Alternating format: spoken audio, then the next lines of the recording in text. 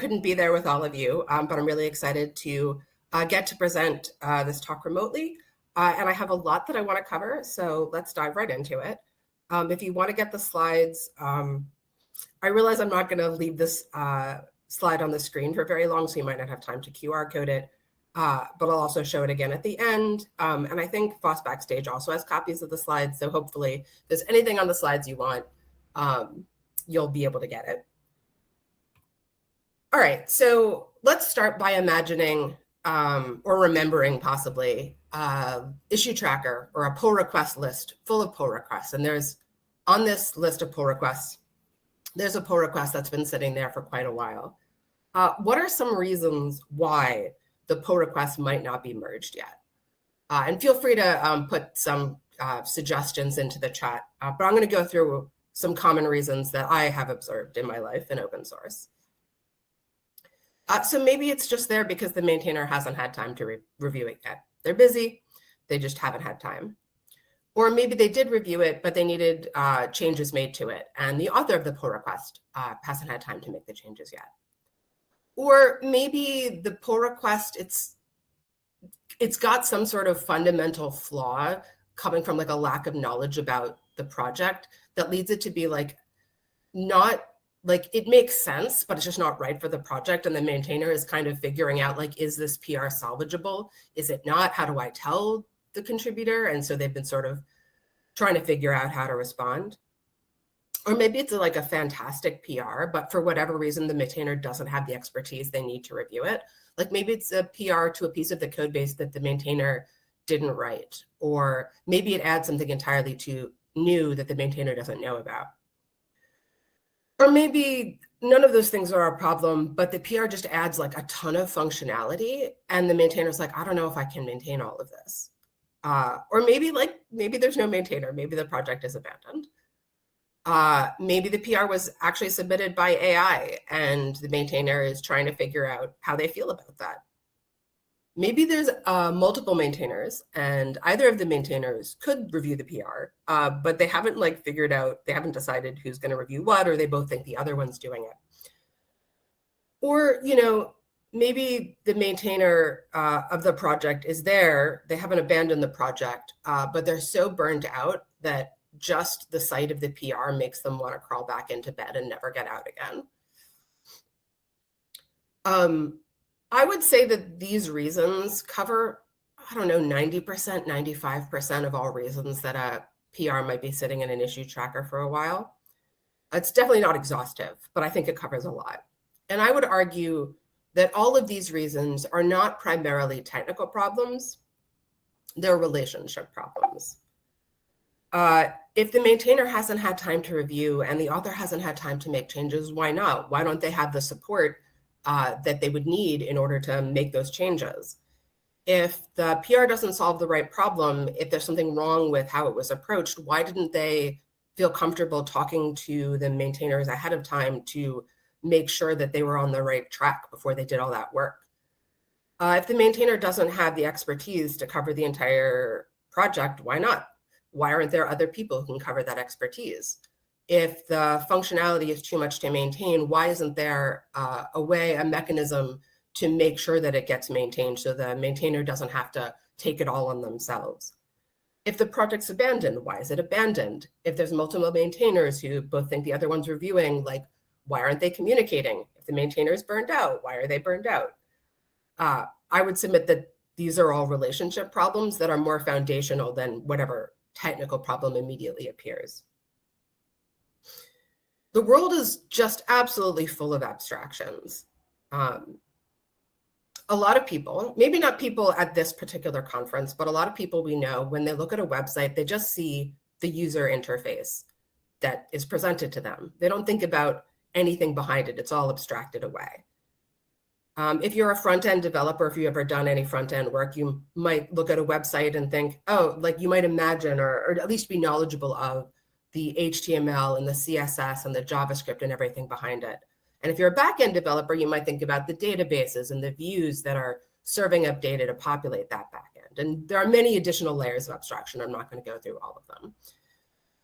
And what I would argue is that the the layer of people and their relationships to each other is another really important foundational layer that people have been ignoring for too long.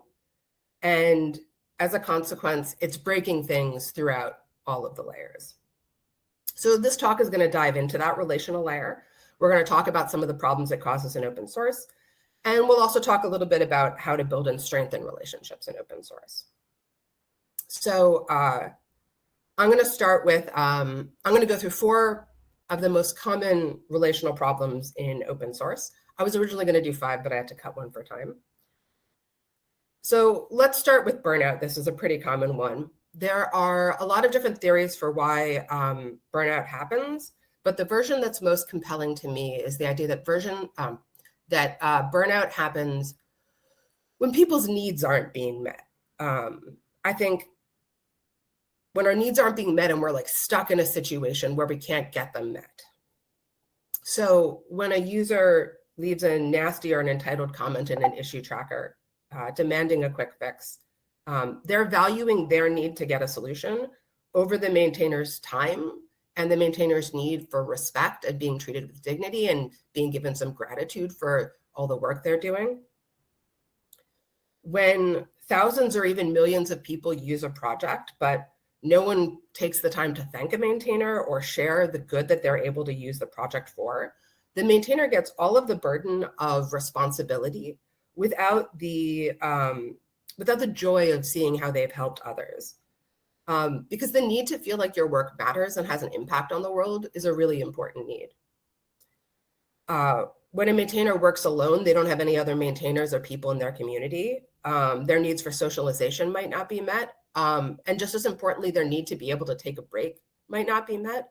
If they're the only one, they might feel like anytime something comes up, they have to sacrifice everything else in order to get that done.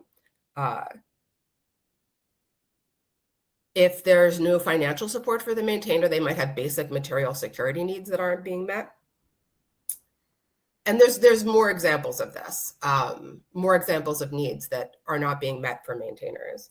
And when you have needs that are not being met, and then you don't feel that anyone cares that your needs are not being met, that's like throwing gasoline on the fire of burnout. So that's one common FOSS problem that I think is primarily relational. Another common FOSS problem is onboarding. And this is something I've spent a ton of time on. I've probably helped, I don't know, maybe 100 people make their first open source contribution. I've been doing this since 2012, 2013. And when people show up to work on FOSS projects, they often have like a particular image in their head of what's going to happen, what that means. Usually they are imagining a code contribution. They're probably thinking maybe, oh, I'll add a small feature, or maybe I'll fix a bug. And they usually think that they'll do it in the time span of whatever the event is. So if it's a workshop or a sprint, maybe a few hours, maybe a few days, but like in a relatively short period of time. But the problem is that this is like extremely difficult. Like it's really hard. And so consequently, so what are the reasons? What are the reasons why it's hard? A new contributor to a project doesn't know the code base, which can be a pretty extensive code base, depending on the project. It can be quite large and complicated. They might lack expertise or even significant familiarity with the underlying languages that the code base is written in. They probably don't know anything about the infrastructure. Maybe it's similar infrastructure to a project they've used before, so maybe they've got a big knowledge on it, but they may lack knowledge of the domain. Most projects have a domain that they work within. So for example, if you're a plasma science Python package and you don't know, and the new contributor doesn't know about plasma science, or they're new to plasma science, that could cause some significant barriers. They might lack knowledge of community norms and culture. They might not know who people are, so they don't know who to ask for help or who to ping for review. They might just generally be shy or intimidated by the whole process. So that's a lot of barriers. That's a lot of challenges.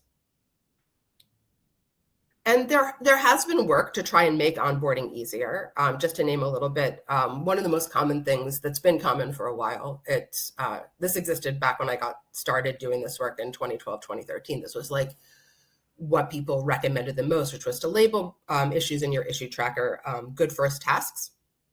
The problem with this is that sometimes if you label something a good first task, because like, let's say it looks like a minor bug, but then it turns out when you actually go to fix it, it's actually a major bug. It's like much more complicated than it seems. Or like a feature seems like it should be easy to add, but it's actually more complicated.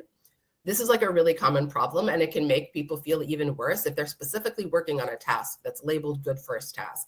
And then it's like extremely complicated. They might think it's their problem, like they're inadequate, as opposed to the task was mislabeled. And so one way to get around this is to have the people who are preparing the tasks like do a significant amount of work to look into it and make sure that it's a good first task, like it actually is one. But the downside of this is that that's a lot of work to ask from maintainers to do. Many people, like, I think it's I've heard this elsewhere before, let me say, that the amount of work it takes to look through a good first task and make sure it actually is a good first task is more than the work of actually solving the task would be, because by their nature, good first tasks are pretty straightforward and simple.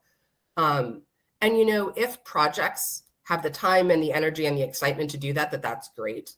But I also think it's a significant ask of maintainers. And as I said, and as I showed in the last slide, we're already often asking a lot of maintainers. So I'm hesitant to ask it of them. I have a whole suite of alternative approaches, which I don't really have time to go into here, but I'll link them at the end of the talk, and I'm happy to talk about them outside of this. So things like tasks that help people build context about the project, framed tasks, which are essentially like tasks that are repeatable, so you can do some setup work, but then contributors can sort of use them as onboarding tasks for like months or years to come. Tasks relating to onboarding, tasks relating to the contributor's own expertise that they're bringing to the project, pairing. Again, I can go into that more, but like outside the context of this talk. But I think rather than just focusing on how we can help contributors make this like a concrete contribution to the project as quickly as possible, what if the most important thing that newcomers contribute to a project is their presence? What if we just valued the fact that contributors were showing up and that they were a human being in relationship to us, and we didn't push them to immediately do something to improve the project in some way? It takes a lot of time to join a project and to learn the ropes. We talked about all the barriers and challenges that I just listed, the context you need to learn, the set of problems you need to debug. What helps you overcome those challenges? What helps you to be resilient? It's relationships to people in the community. And those relationships are best when they're with people who don't expect you to be hyper competent and don't expect you to never make a mistake. They're better if they're relationships to people who are meeting you with kindness and openness, exactly how you are.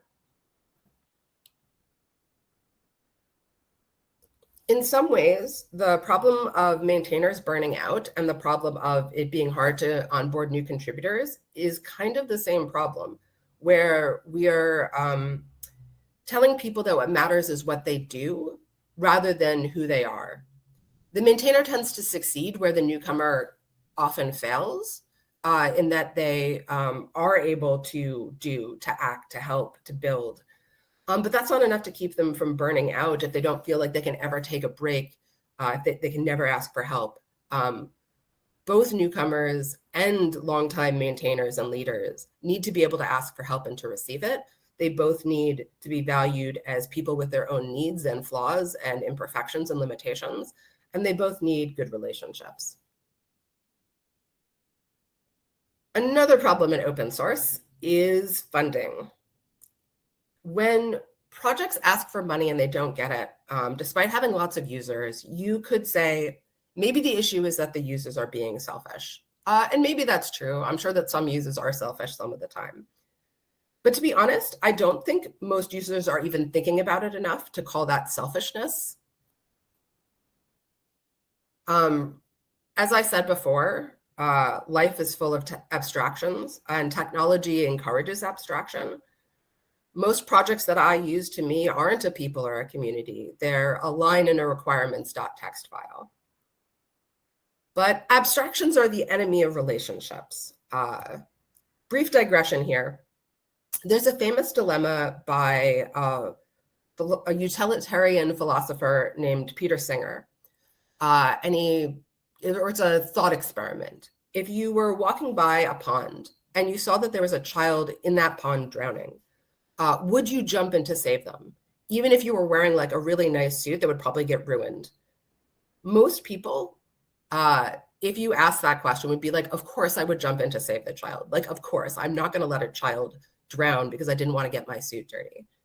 And so Singer compares that to the example of if you're being asked to donate money to save starving children or to provide mosquito nets to children on the other side of the world for the cost of a new suit.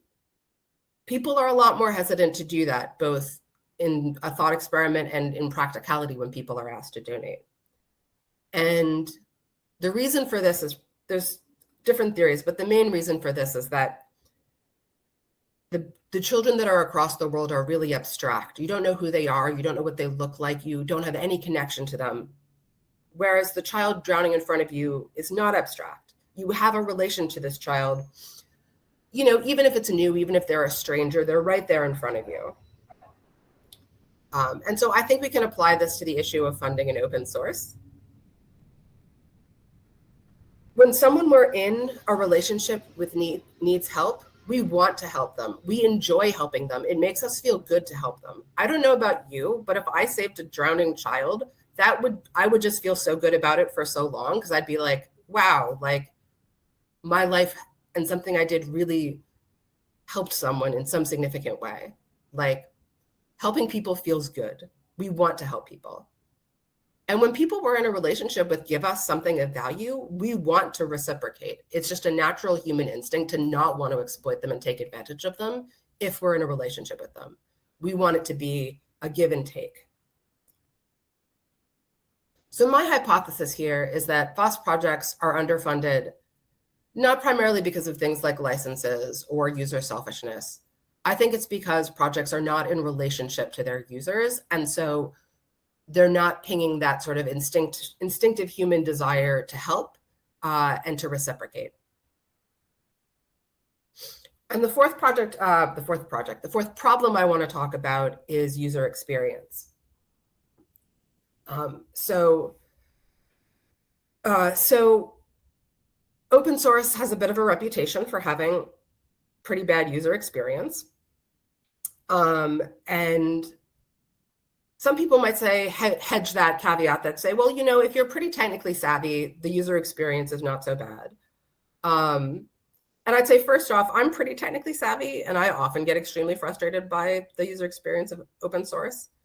But I think the more important point I might want to make here is that the reason why it is easier, at least somewhat easier for technically savvy users, is in part because FOSS projects are in relationship with technically savvy users. These are the kinds of users who leave an issue in an issue tracker if there's a problem, who will show up in your IRC, Matrix, Discord, Slack, whatever you use, to tell you about the problem, who may be more likely to know the maintainers and the contributors to the project and meet them at conferences or work or follow them on social media and be able to talk with them that way. And so these relationships help to get their needs addressed.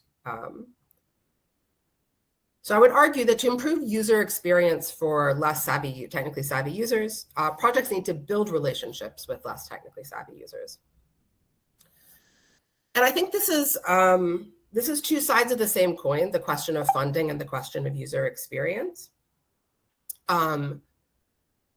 You can see that if users are able to give feedback and the project truly cares about their needs and responds to their needs, then the users will trust and value that project and feel like they're in a relationship to it, which means they're more likely to donate to the project, which means projects are more likely to have resources that they can use to meet user needs, to solicit feedback, and to be responsive. So it creates a virtuous cycle.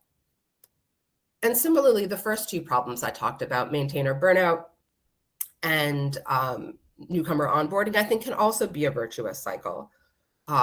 If maintainers are able to show up with a lot of energy and grace for contributors and to value them for who they are and help them when they need help, and not have any expectations about what they're going to do or how long it's going to take them to do that, that means contributors are going to feel more comfortable. They're going to get to know the maintainers better.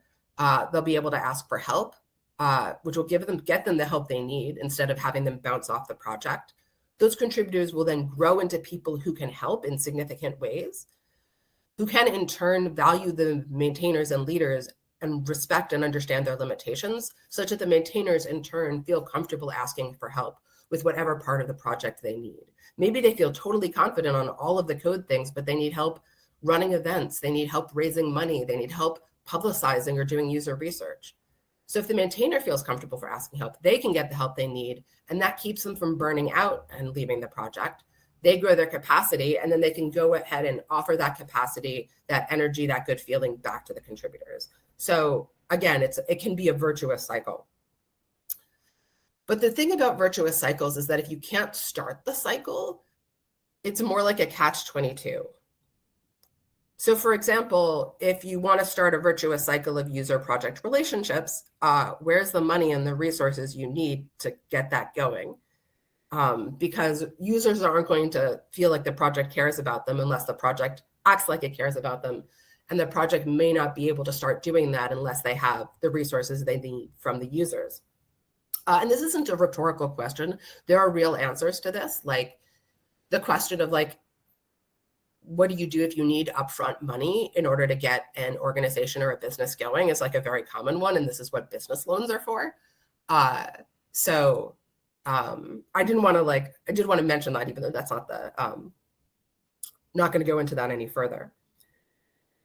You also might be thinking, okay, well, there's no money involved in the virtuous cycle of maintainers and new contributors.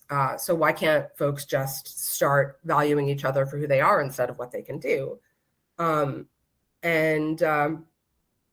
would argue that if you think it's easy to help to change deeply held beliefs about who you are and where your self-worth comes from, easier than getting money, then you are once again abstracting away from something really important and complicated and messy that needs to be understood and respected on its own terms. It is hard to change deeply held beliefs, really, really hard. So relationships matter. I think I'm running a bit low on time, so I'm gonna speed through. I'm just gonna skip this slide, sorry. And just briefly define what a good relationship is. So I would say a good relationship is one where people can share their needs with each other and collaborate on getting those needs met, even when those needs are in conflict. And I would just like briefly define some of the steps to building a good relationship. So the clarification of needs, figuring out for yourself what needs you have, connecting to people who can help you meet those needs. Maybe you're already in relationships with people that you can strengthen, so you might skip this step, but sometimes you have needs that no one that you're currently connected to can meet. So then you have to go find new people to connect to. Communicate with them, share your needs, and listen to their needs in return. Work through any conflict between needs, and then finally, make any commitments to each other to meet each other's needs that need a commitment. And not all relationships need all these steps. Maybe you have relationships that never need any kind of commitments. That's fine. But often in the context of open source projects, there's a lack of ability to commit when the relationship would benefit from it. So we're almost out of time, but just very quickly, I want to do a brief dive into some of the steps here. So clarifying needs. There are many different ways and approaches you can use to clarify your needs. I have two tools that I'll link at the end of the talk. One is what I call the open source needs assessment. It's a list of different experiences that you can have in open source, and you can go through and mark each of them as something you definitely want as part of your open source experience or definitely don't want or are neutral on. And then you can go through and mark them as things you're currently getting or things that are currently part of your life versus things that are not part of your life. And so things that you want and don't have, or things that you have and don't want, are both kinds of unmet needs. And that can help to identify for you what's missing, because sometimes things can feel off, and it can be really unclear what needs are going unmet. So hopefully this helps folks identify. And that's at the individual level for individual people. I also have a needs assessment exercise for projects that I call the visibility spectrum, that goes through all the different kinds of works that can be performed in open source projects, and helps projects classify whether for their project, is this work celebrated? Is it visible? Is it invisible? Is it missing? Or is it just entirely unnecessary? And then once you've categorized where things are on the spectrum, you can talk through, is that where you want it to be? If something's invisible, do you want to make it visible or even make it celebrated? If something's missing, do you want to bring it into the project? So those are just two of the many ways that you can try and clarify your needs. I also want to just take a second to talk about conflict, because this can be a spicy one. When people start sharing their needs, it is inevitable that some of those needs will conflict. And it's pretty easy to look at two people screaming at each other and say, like, yikes, that's not good. Conflict is bad. So that's what I would call conflict escalation, when people are screaming. But conflict avoidance can be just as unhealthy, because it leads people to suppress their need for fear that sharing those needs would provoke a conflict that could hurt them or you or the relationship. And maybe instead of raising issues, they just leave the relationship or the community entirely. So I really think projects should take an approach of conflict acceptance, identifying conflicts proactively before they've caused a lot of stress or pain, which will help keep them from escalating. A healthy relationship is not the absence of conflict. It's the continual working through of conflict with warmth and connection. And then finally, just the last step of commitment. Being able to work through conflict really helps with the commitment step, which is why I think of these as linear steps, not just things you can do in any order. Commitments can feel anxiety producing. The future is uncertain, and it might be that if you make a commitment someday, things will change and you'll have different needs, and they'll be in conflict with the commitment that you've made. But if you've worked through conflict with the people that you're making a commitment to, it's easier to make that commitment, because you know that they fundamentally are capable of caring about your needs and working with you to help make sure everyone's needs are met. So it makes commitment a lot easier. Okay, I'm almost at time, so I'll just